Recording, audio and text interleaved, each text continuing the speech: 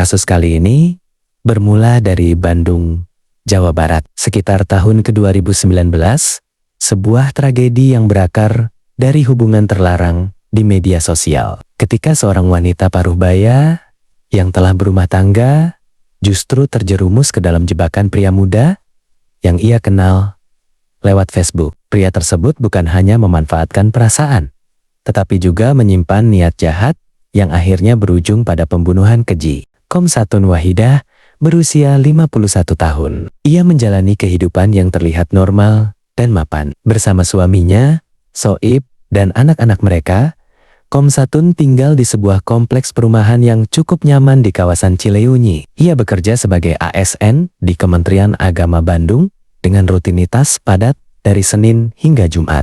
Meski sibuk bekerja, Komsatun tetap menjalankan perannya sebagai istri dan ibu. Di akhir pekan, ia dikenal aktif, bersosialisasi dengan tetangga. Sifatnya yang ramah, terbuka, dan mudah bergaul membuatnya disukai banyak orang. Rumah tangganya dengan Soib pun terlihat harmonis. Selama lebih dari 20 tahun menikah, mereka jarang terlibat pertengkaran besar, terutama soal ekonomi. Penghasilan keluarga tergolong cukup, dan kehidupan berjalan stabil. Tak ada yang menyangka, di balik semua itu, Komsatun perlahan mulai mencari sesuatu yang berbeda dalam hidupnya. Suatu hari di kantor, Komsatun melihat rekan kerjanya tersenyum sendiri sambil menatap layar ponsel. Rasa penasaran membuatnya bertanya. Dari situlah ia mengetahui tentang Facebook. Awalnya ia merasa asing.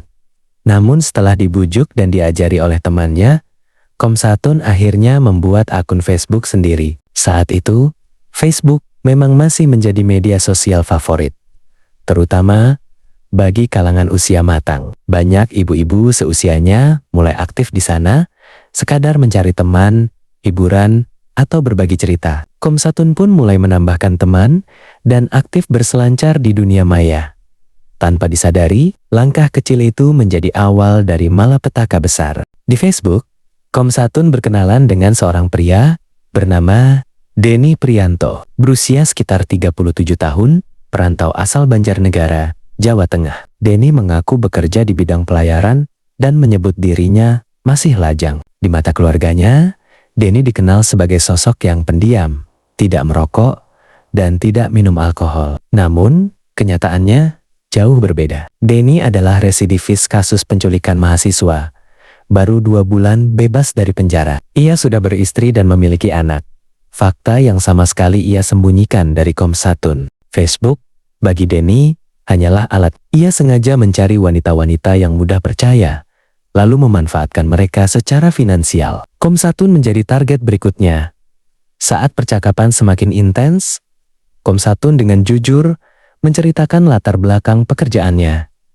Bagi Denny, informasi itu adalah sinyal emas. Ia semakin yakin bahwa Komsatun bisa dimanfaatkan. Untuk memperkuat kebohongan, Denny bahkan mengganti foto profilnya agar terlihat seperti taruna pelayaran. Komsatun sepenuhnya percaya. Ia terpikat oleh perhatian, rayuan, dan citra palsu Denny. Pesan demi pesan mereka bertukar setiap hari. Dari sekadar teman, perasaan Komsatun mulai tumbuh. Ia jatuh cinta. Setelah merasa Komsatun benar-benar terikat secara emosional, Denny mengajaknya bertemu. Pertemuan itu berlangsung mulus. Denny bersikap sangat manis dan penuh perhatian. Sejak saat itu, hubungan mereka semakin dekat, hingga akhirnya terjalin hubungan gelap. Denny menyewa sebuah kontrakan di kawasan Ranca Mekar, Bandung, yang menjadi tempat pertemuan mereka. Selama beberapa kali pertemuan, mereka melakukan hubungan layaknya pasangan kekasih. Komsatun sangat pandai menyembunyikan perselingkuhan ini dari suaminya. Setelah yakin Komsatun jatuh sepenuhnya, Denny mulai melancarkan niat awalnya meminjam uang. Dengan alasan gaji dan janji pengembalian, Komsatun dengan mudah menyerahkan uangnya. Namun, janji tinggal janji, uang tak kunjung dikembalikan. Di sisi lain, perasaan Komsatun semakin dalam. Ia mulai menginginkan hubungan yang lebih serius. Ia bahkan siap menceraikan suaminya demi menikah dengan Denny. Ketika Komsatun mengajak Denny menikah, Denny panik. Ia menolak keras dan ingin hubungan tetap seperti semula. Penolakan itu membuat Komsatun mendesak dan mulai menagih utang. Situasi semakin memanas, merasa terpojok. Denny mulai memikirkan jalan keluar paling ekstrem, menghabisi nyawa Komsatun. Ia berpura-pura menenangkan Komsatun dengan janji akan mengganti uang dan mengajaknya jalan-jalan ke puncak. Pada Minggu pagi, 7 Juli tahun 2019, sekitar pukul 9 WIB, Komsatun berpamitan kepada suaminya dengan alasan pergi ke bengkel. Ia berangkat menggunakan mobil Daihatsu Terios menuju kontrakan Denny. Setibanya di sana, Denny mengajak Komsatun masuk ke kontrakan dengan alasan beristirahat sebentar. Setelah melakukan hubungan badan, Denny meminta Komsatun membelakanginya. Saat itulah, Denny mengambil palu yang telah ia siapkan dan menghantam kepala korban berulang kali. Meski korban sempat bergerak, Denny kembali memukulnya hingga benar-benar tewas. Dalam kondisi panik, Denny memutuskan untuk lasi tubuh korban. Ia membeli wadah plastik dan sebilah golok menggunakan uang korban. Tubuh Komsatun tong dimasukkan ke dalam wadah, lalu dibawa menggunakan mobil korban. Potongan tubuh tersebut dibakar dan dibuang di beberapa lokasi berbeda di Banyumas dan Kebumen untuk menghilangkan identitas korban. Sementara itu, keluarga Komsatun mulai cemas karena korban tak kunjung pulang. Suaminya melapor ke polisi. Kecurigaan semakin kuat ketika BPKB mobil hilang.